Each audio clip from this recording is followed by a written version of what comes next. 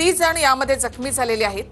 दोन दृश्य आपण इथे पाहतो। गेटच्या पलीकडे मोठ्या संख्येने रेटारेटी सुरू होती, तर दुसरीकडे आपण पाहतो की मेट्रो स्थानकात देखील आता प्रचंड गर्दी झाली आहे। या कार्यक्रमासाठी इथे आलेले जे क्रिकेट प्रेमी होते, चाहते होते, ते आता आपल्या घराकडे निघाले, त्यामुळे मेट्रो स्टेशनवर देखील तेवढ्याच मोठ्या संख्येने गर्दी झाली आहे। तर विधान भवनाचा हा परिसर देखील आपण पाहिला की ज्या ठिकाणी कार्यक्रमाचं आयोजन करण्यात आलं होतं, तर तिथे देखील प्रचंड गर्दी होती। मात्र चिन्नास्वामी स्टेडियमवर या कार्यक्रमाची आधीच जाहिरात करण्यात आली होती, त्यामुळे परिसरातनं मोठ्या संख्येने क्रिकेट प्रेमी या चिन्नास्वामी स्टेडियमच्या परिसरामध्ये आले। तर एकीकडे आपण पाहतोय की खेळाडूंचा सन्मान सोहळा, एकीकडे चेंगराचेंगरी, त्यामध्ये 10 जणांचा मृत्यू, तर दुसरीकडे मात्र हा सोहळा सुरूच होता। मुख्यमंत्री उपमुख्यमंत्री यांच्या उपस्थितीमध्ये हा संपूर्ण सोहळा पार पडला। मात्र अनेक दृश्य, अनेक व्हिडिओ आता समोर येत आहेत। कशा प्रकारे ही गर्दी झाली, कशा प्रकारे चेंगराचेंगरीमध्ये अनेकांचा मृत्यू झालेला आहे, एकमेकांना तुडवत पुढे जाण्याचा प्रयत्न नागरिक करत होते। मात्र प्रशासनाला ही संपूर्ण परिस्थिती हाताळता आली नाही। पोलिसांनी सौम्य लाठीचार्ज केला आणि त्यामध्ये 10 जणांचा आतापर्यंत मृत्यू झाला।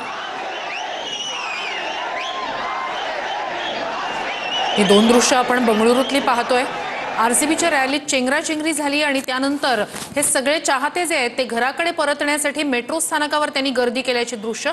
दुसरीकडे ही दृश्य आरसीबीच्या रॅलीच्या वेळेशी, ज्यावेळेला मोठ्या संख्येने चाहते जमलेले होते, अक्षरशः लाखोंच्या संख्येने चाहते जमलेले होते आणि हे सगळे चाहते एकमेकांना तुडवत, एकमेकांच्या अंगावर चढत पुढे जाण्याचा, गेटमध्ये शिरण्याचा प्रयत्न करत होते, त्यावेळेसचा हा एक व्हिडिओ।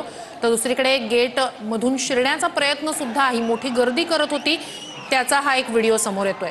तर सध्या बेंगळुरूतले मेट्रो स्थानक ही अशी खचाखच भरलेली आहेत। घरी परतण्यासाठी या सगळ्या चाहत्यांची सध्या धावपळ सुरू असल्याचं दिसतंय। या विजयी रॅलीला गालबोट लागलं, 10 जणांचा यात मृत्यू झालेला आहे। तर दुसरीकडे विजयाचा जल्लोष मात्र तरीही त्या ठिकाणी सुरूच असल्याचं दिसतंय। तर आरसीबीची ही रॅली आहे ज्यात चेंगराचेंगरी झाली, 10 जणांचा त्यात मृत्यू झाला, ज्यात 4 महिला आणि 6 पुरुषांचा समावेश आहे। या विजयी रॅलीच्या वेळेसची ही दृश्य आपण पाहतोय। चिन्नास्वामी स्टेडियमची क्षमता 40,000च्या आसपासची आहे। आधीच स्टेडियम खचाखच भरलेलं होतं, त्यातही स्टेडियममध्ये शिरण्याचा प्रयत्न काही चाहते करत होते।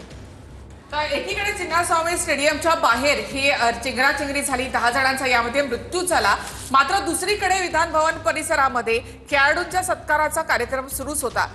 ज्या वेळेला इथे काही लोकांचा मृत्यू झाल्याची बातमी कळल्यानंतर मुख्यमंत्री, उपमुख्यमंत्री त्या ठिकाणाहून निघून गेले आणि खेळाडूंना देखील हॉटेलवर पोहोचवण्यात आलं। या विधान भवन परिसरामधूनच खेळाडूंची रॅली निघणार होती। मात्र आता एकीकडे चिन्नास्वामी स्टेडियमच्या बाहेर झालेली भगदड आणि त्यामध्ये झालेले मृत्यू, त्यानंतर सुद्धा हा कार्यक्रम सुरू राहिल्यामुळे आता टीकेची झोड जी आहे ती सरकारवर उठलेली आहे। डीके शिवकुमार यांनी काही वेळापूर्वी प्रतिक्रिया दिलेली आहे की मोठ्या संख्येने लोक येतील याची कल्पना नव्हती। 5000 पोलीस या ठिकाणी तैनात करण्यात आलेले होते। कर्नाटकच्या जनतेची आम्ही माफी मागतो असं डीके शिवकुमार यांनी म्हटलेलं आहे। एवढ्या मोठ्या संख्येने चाहते येतील याची कल्पना नव्हती अशी कबुली त्यांनी या ठिकाणी दिली। मात्र विधान भवन परिसरामध्ये, विधानसौध परिसरामध्ये हा कार्यक्रम सुरू होता, तर दुसरीकडे चिन्नास्वामी स्टेडियमच्या बाहेर चेंगराचेंगरीमध्ये लोक मरत होते।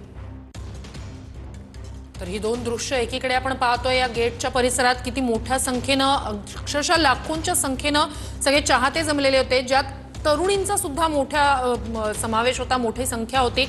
अर्थात या ठिकाणी गर्दी जशी जमायला सुरुवात झाली तशी या गर्दीला पांगवण्यासाठी पोलिसांना लाठीचार्ज करावा लागला। त्याच दरम्यान मोठी पळापळ झाली, चेंगराचेंगरी झाली। गेटच्या जवळ काही महिला चाहत्यांवर लाठीमार करणाऱ्या या पोलीस अधिकारी या ठिकाणी आपल्याला दिसतायत। ही गर्दी पांगवण्यासाठीच हा लाठीचार्ज करण्यात आला। मात्र त्याच दरम्यान चेंगराचेंगरी झाली आणि त्यात 10 जणांचा मृत्यू झालाय। तर दुसरी